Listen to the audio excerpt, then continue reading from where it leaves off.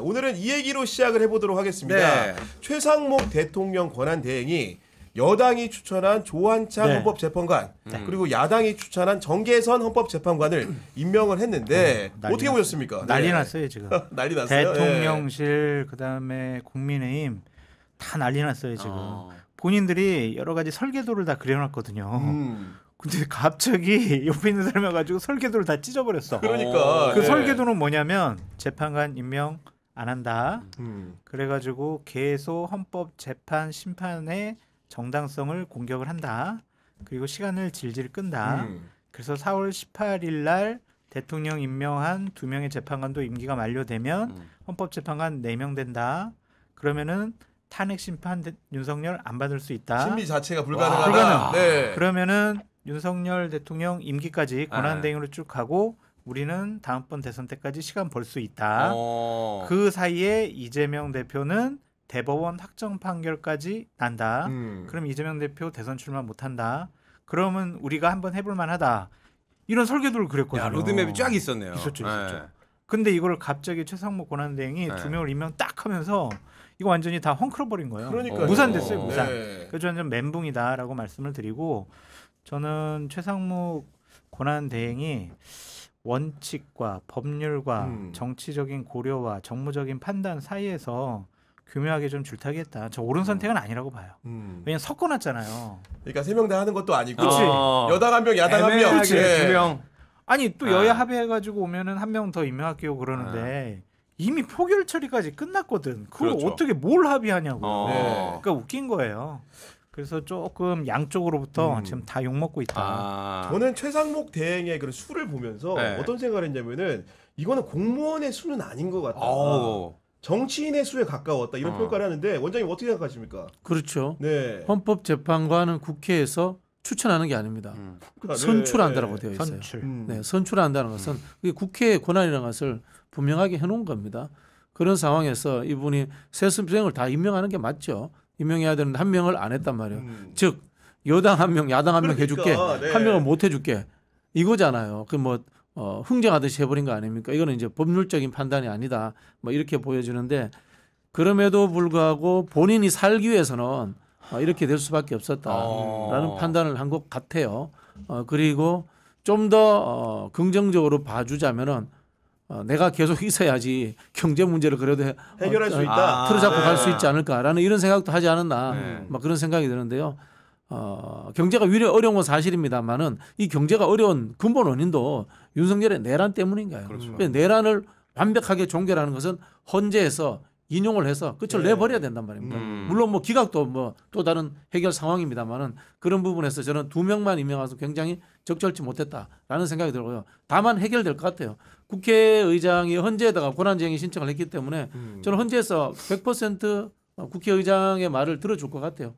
그러면은 헌재에서 추가적으로 임명해라라고 네. 결론 내리겠죠. 네. 그 최상목 권한대행이 이제 이런 결정을 내리면서 어떻게 밝혔냐면 네. 정치적 불확실성과 사회적 갈등을 종식시켜서 경제와 민생의 위기 가능성을 차단하는 게 필요하다 이런 말을 했는데 그러니까 아까 이제 제가 원장님한테 여쭤본 것처럼 이 수가 그 기재부 관료 출신의 그런 여러 가지 상위처가 있어야 되잖아요. 혼자는 못 내리는 판단이잖아요.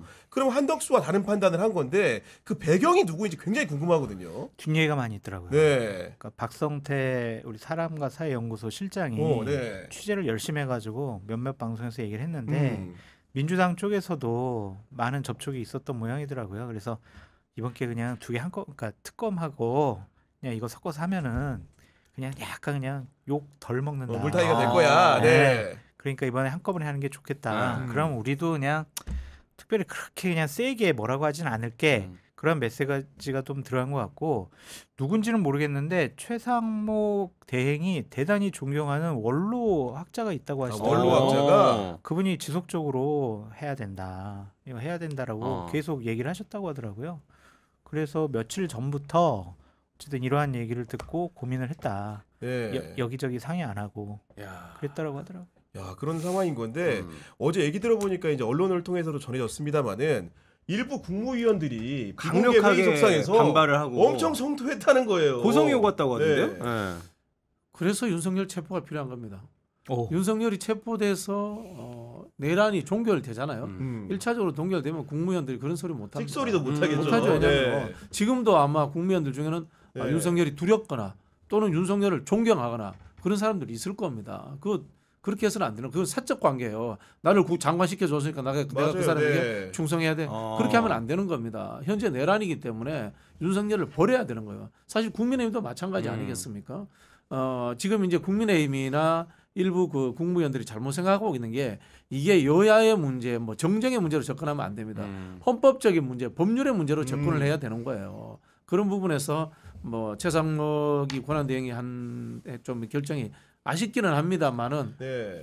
지금 이 항공기 참사 문제도 있고 해서 현실적으로 아마 야당에서도 크게 뭐 탄핵을 한다 이런 식으로 반발하지는 않을 것 같아요. 아니, 저는 여러 사람의 의견이 말씀해 주죠. 예. 김문수 노동부 장관이 그러니까, 맞아요. 가장 네. 반발했다고 그러고 네. 김태규 방통위원장 직무대행은 근데 이분은 국무위원도 아니잖아요. 그게 그냥 배석자 아니에요? 그렇죠. 배석자만 배석자로 예, 알고 예, 있는데 예. 여기서 나네! 자기가 막 그러면서 이제 화냈다고 하면서 사표냈다고 그거를 그랬다고. 언론에 본인이 얘기를 하더라고요. 네, 광파는 거고 어. 본인은 계속 이쪽 진영에서 정치를 하겠다 그런 생각인 것 같고요. 어쨌든 국회에서 이 회의록을 정부에 요청을 해가지고 빨리 받아야 됩니다. 한 네. 사람들 누군지 그러니까 확인해 네. 봐야 될 것 같아요. 그러니까 이 사람들이 국무위원 정도면 국가와 국민을 위한 봉사자잖아요. 봉사? 하여간 그분들을 위해서 일하는 아니, 거잖아. 그렇죠. 네. 근데 윤석열 대통령만 바라보는 거잖아요. 그러니까 특정인에게 충성하고 그 사람에게 봉사하는 아부하는 그런 모습 보이면 이 사람들은 국무위원으로서 자격이 없는 사람들이죠.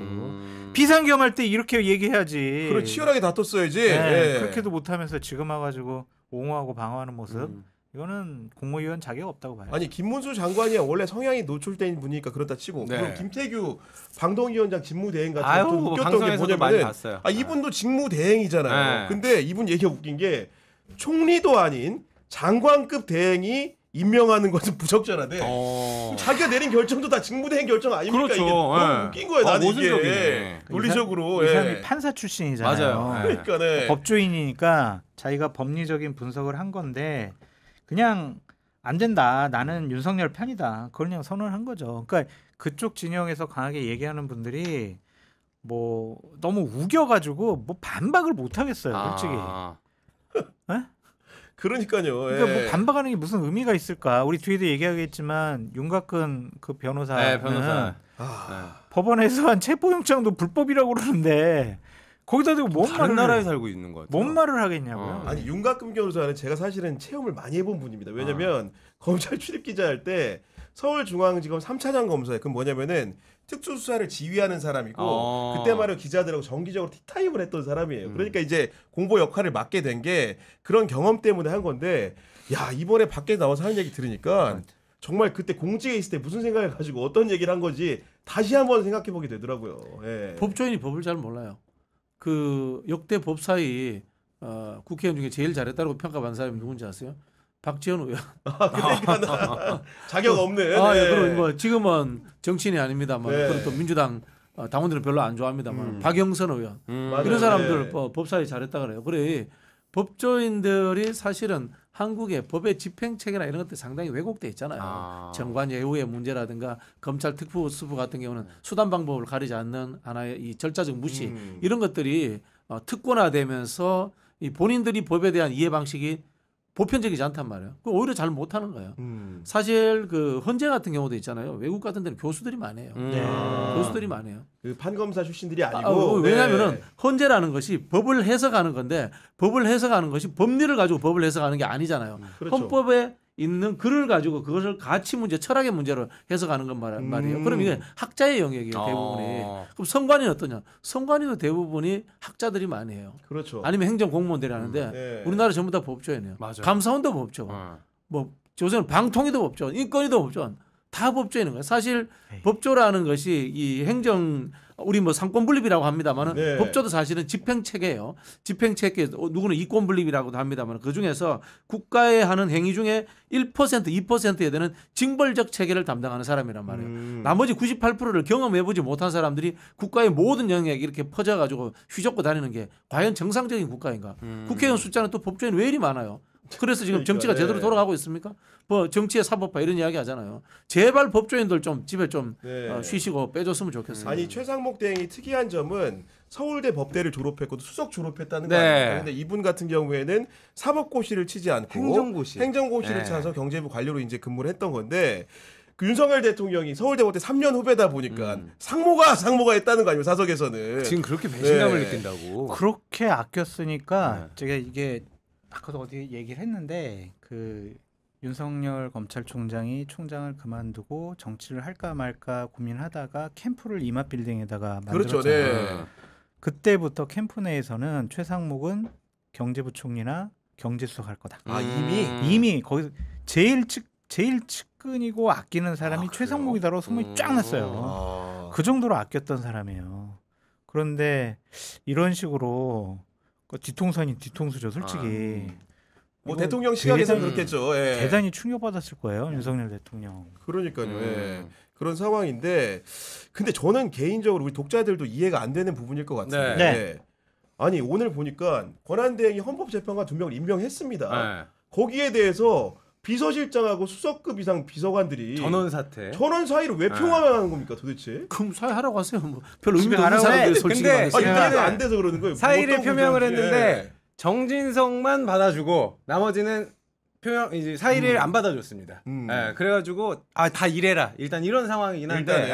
아니, 할 일이 없는데 뭘 일을 시켜요. 그냥 사표 받아주면 되지. 할 일 없어. 이게 무슨 뜻인가 하면은 윤석열이 음. 최상목에게 굉장히 불쾌하다는 뜻이기도 하고요. 윤석열이 대통령실 직원들을 통해 가지고 최상목이라든가 지금 행정부처를 압박하고 있다는 그런 대신 뜻이기도 의견을 해요. 전달한다는 거죠. 예, 네. 의견뿐만이 아니라 음. 전반적인 것들에 대해서 아직도 관여하고 있다라는 하나의 네. 저는 뭐 증거가 아닐까 이런 생각이 드는데요.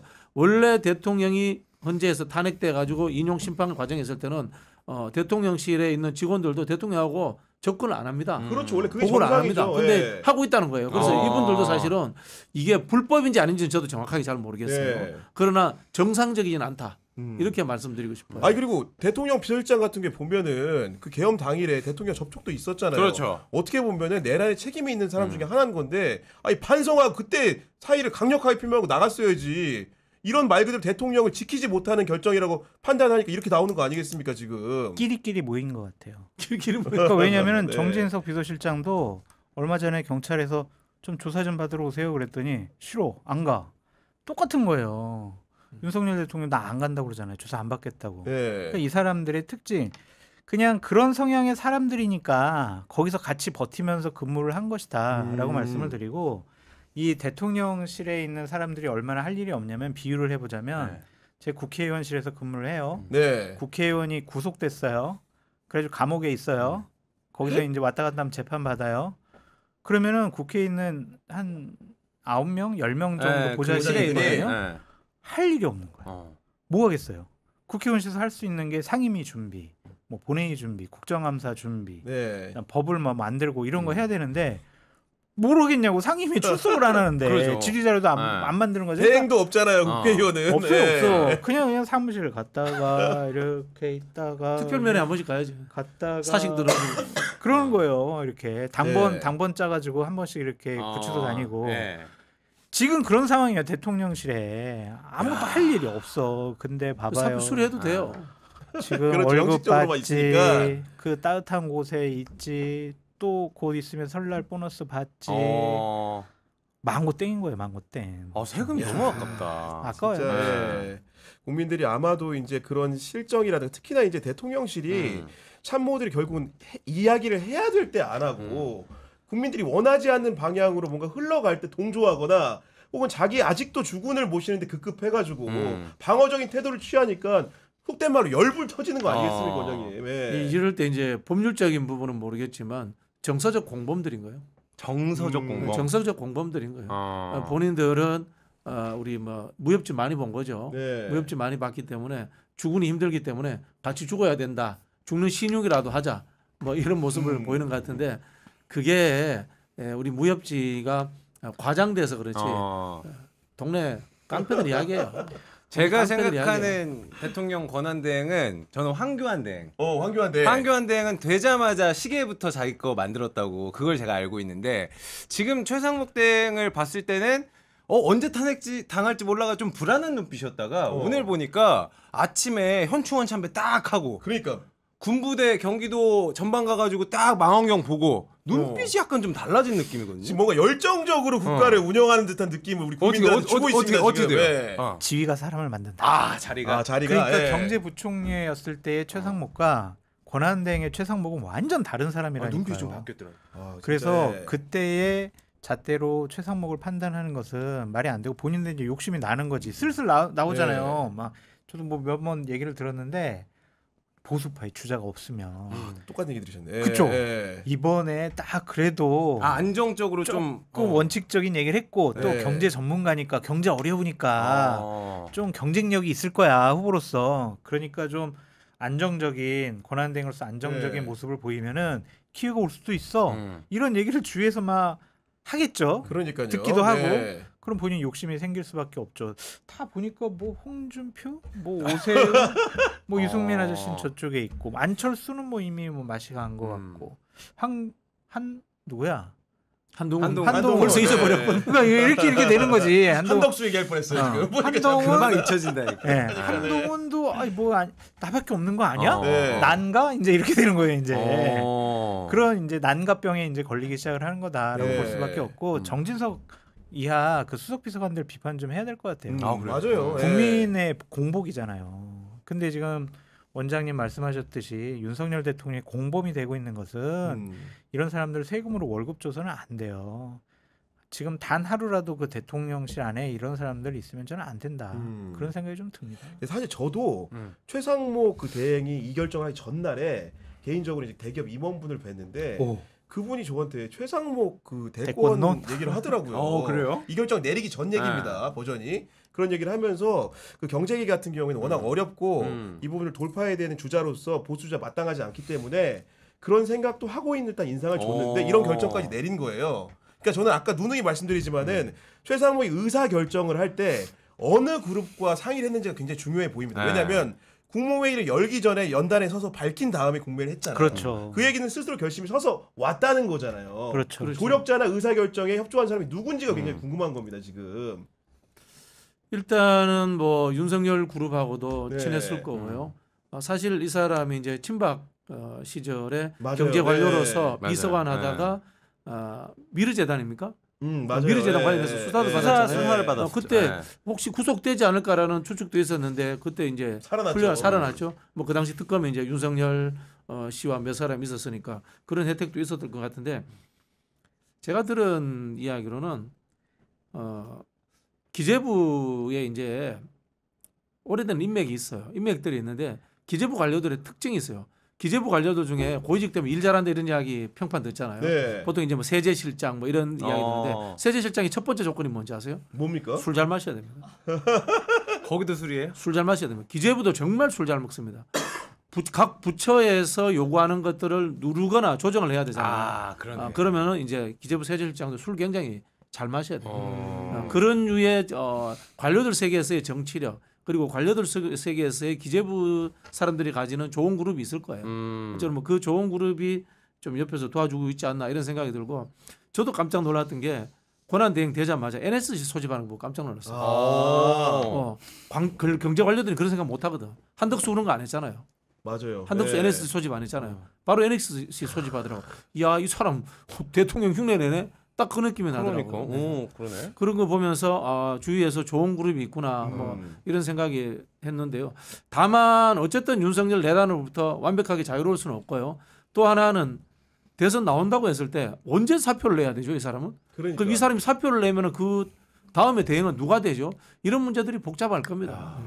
대선 나오기는 쉽지 않아 보이고 그러한 얘기를 듣고 본인도 그러한 꿈을 네. 가질 수는 있다. 이번에 아니더라도 뭐 다음번에 또 나올 수가 있는 거니까. 뭐 이번에 만약 여름 전에 대선이 이루어져서 틀어진다. 정권이 뭐 넘어가게 되면은 또 내후년에 보면 재보궐선거 지역도 나오게 되면 그쪽에 나가서 수도 또 있겠죠. 그렇게까지 국회의원 길게. 배지 달고 의정활동하면서 그 다음번 대선을 네. 노릴 수 서울시장 있고. 나온다 이런 소리 할 수는 있겠네요.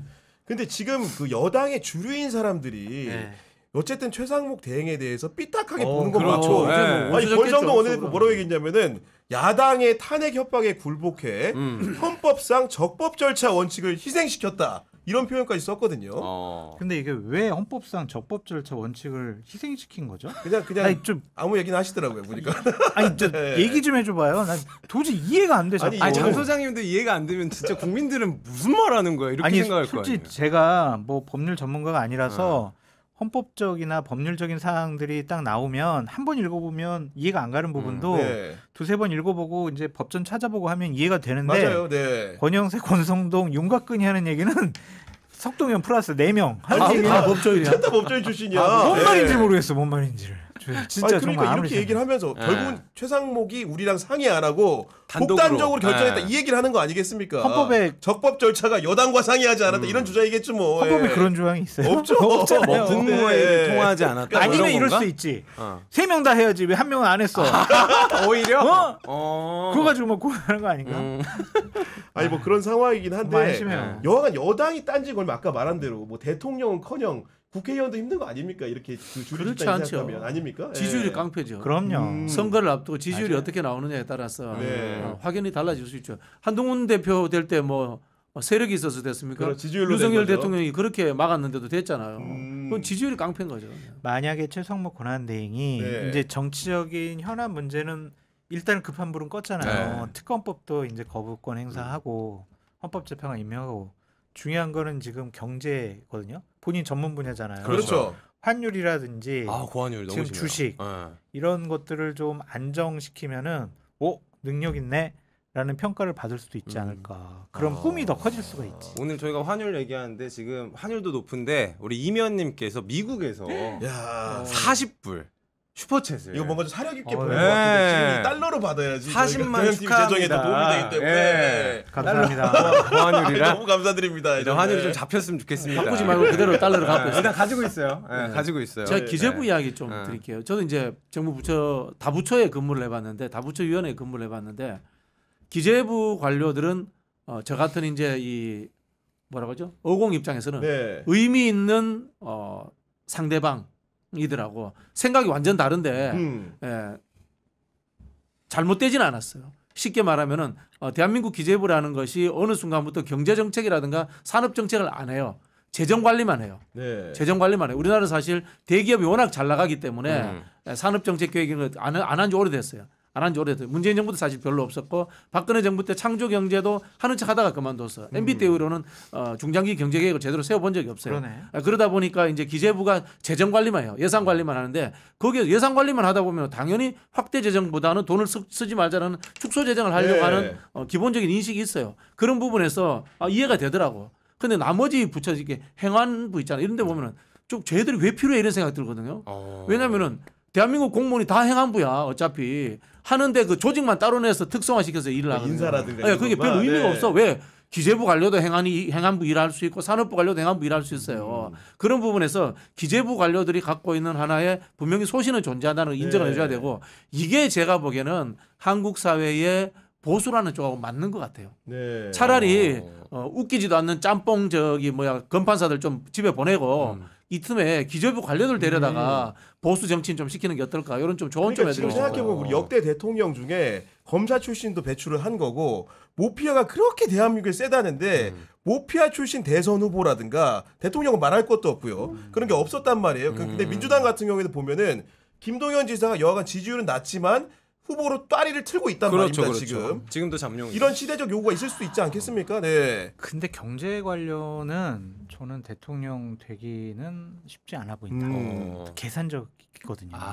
왜냐하면 이 정치인들은 이것저것 가리지 않고 정치적인 결단 할 때가 필요하거든. 네. 근데 너무 꼼꼼해. 이것도 계산해야 되고 저것도 계산해. 그러니까 최상목 그래, 2명 나오자 대행도 이런 말이 나오잖아요. 그렇죠. 이거 어떡하지? 뭐 고민을 하다가 수학적으로 계산하는 거죠. 예. 여야 한 명씩만 하자. 그리고 여당이 막 뭐라고 할 것 같으니까 특검법은 다 거부해버리고 이렇게 막 계산하는 거예요. 아, 그러네. 계산이네. 그게. 근데 이제 정치적으로 결단하려면 네. 이거는 법과 원칙에 따라서 국민의 민심에 따라서 네. 결정하겠습니다.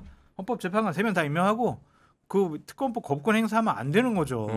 근데 이렇게 계산한 거 보면 조금 좀 쫌스럽다. 그래서 민심을 받기에는 또 걷어들이기에는 뭐 쉽지가 않아 보인다. 계산하는 정치는 큰 정치인이 못 되더라고요. 아, 크게 봤을 때. 네. 그게 아까 제가 설명한 것처럼 돈만 갖고 예산 어떻게 풀었다 말느냐 이것만 자꾸 생각해서 그래요. 실제로는 글로벌한 이 경제 계획을 잘 안 짜요. 우리나라 기재부가 안 짠 지 오래됐어요. 경제 기획을 안 한단 말이야. 과거처럼 네. 개발 독재 시절처럼. 그런데 사실 이게 필요해요. 필요하다는 말씀도 드리고 싶고 일본 같은 경우에는 이제 경제산업부로 돼 있거든요. 산업을 경제하고 붙여가지고 실제로 중장기 경제 계획을 짭니다. 일본이 잃어버린 20년을 극복하는 데 큰 도움도 됐고. 그래서 저는 뭐 앞으로 저기 경제 관련들도 정치를 좀 하시고 그다음에 여야를 막론하고 거시 경제 정책에 대한 이해도가 있는 사람들이 거시 경제 정책. 예, 그 대권 주자가 되는 게 좋지 않겠나 그런 생각이 듭니다. 그래서 이제 유승민 의원 같은 경제학자 출신. 맞아요. 그렇죠. 네. 예. 그러니까 이분도 좀 통 크게 정치를 하면은 이미 정말 대통령 되고도 남았을 것 같은데 너무 조금 이렇게 계산도 많이 하시고. 윤통은 아리백도 몰랐었는데. 그래서 자 수잖아. 술이나 좀 먹고 가. 아리백이 중요한 게 아니고요. 근데 예. 우리 봐봐요. 흐름 봐봐요. 우리가 엘리트가 어느 시대마다 엘리트가 있었단 말이에요. 처음에 엘리트는 해방 이후 엘리트는 군에서 나올 수밖에 없었어요. 그리고 태생적으로 네. 거기서 해외 유학도 갔다 오고 하니까 박정희, 전두환, 뭐 노태우 이런 사람들이 했던 거고 그 다음에는 이제 정치권에서 나오기도 하고 그다음에 법조인 출신이 나오는 거고 지금은 또 의대가 많이 맞아요. 네. 각광을 받잖아요. 그래서 언젠가는 의사 출신 중에 안철수 얘기하는 건 아니고요. 의사 출신도 왜냐면 사회 엘리트가 지금 거기에 지금 집중되고 많이 있으니까. 네. 아 이게 의사 출신 이뇨한 안철수 이렇게밖에 생각이 안 나지 지금. 그래서 언젠가는 의사 출신도 대통령에 도전할 사람이 나오지 않을까. 전 좀 과학계에서 나왔으면 좋겠어요. 그것도 맞죠. 근데 그 경제를 아는 과학자, 경제를 아는 의사 이게 중요해요. 우리 기본 바탕으로. 리먼 사태라고 2008년 네, 맞습니다. 네. 한국 경제가 리먼 휘청거렸다 브라더스. 그랬는데 멀쩡했어요. 그 이유 중에 하나가 노무현 대통령이 대통령 시절에 경제 관련 논쟁을 굉장히 즐겨했어요. 산업자본주의를 그대로 남겨둘 것인가 아니면 우리도 아이리시 모델로 금융자본주의로 완벽하게 갈 것인가 이런 걸 하다가 결국은 이거 아니야. 우리 독일 모델이야. 우리는 산업자본주의 그대로 남겨둬야 네. 돼. 그게 굉장히 중요했단 말이에요. 그렇죠. 그러면서 리먼 사태 일어났을 때 우리 제조업이 있었기 때문에 영향을 전혀 덜 받은 거죠. 영향을 덜 받았단 네. 말이에요. 대통령이 될 사람들은 늘 그런 쪽에 뭐 맞아요. 법조인도 경제에 관심 있어야 되고 정치는 뭐 말할 필요도 없고요. 지자체장도 말할 필요도 없고 뭐 이재명 대표 같은 사람은 또 도지사 정도에 보면 또 달라요. 그게 또 하나의 경제 단위란 말이에요. 네. 그런 게 있단 말이에요. 김동연 지사도 마찬가지고 결국은 모든 것을 먹고 사는 문제는 경제잖아요. 경제로 저 정책의 줄기를 삼으려고 하는 사람이 정치인이 되어야 된다. 지도자가 된다. 이 말씀 드리고 싶어요. 경제는 알아야죠.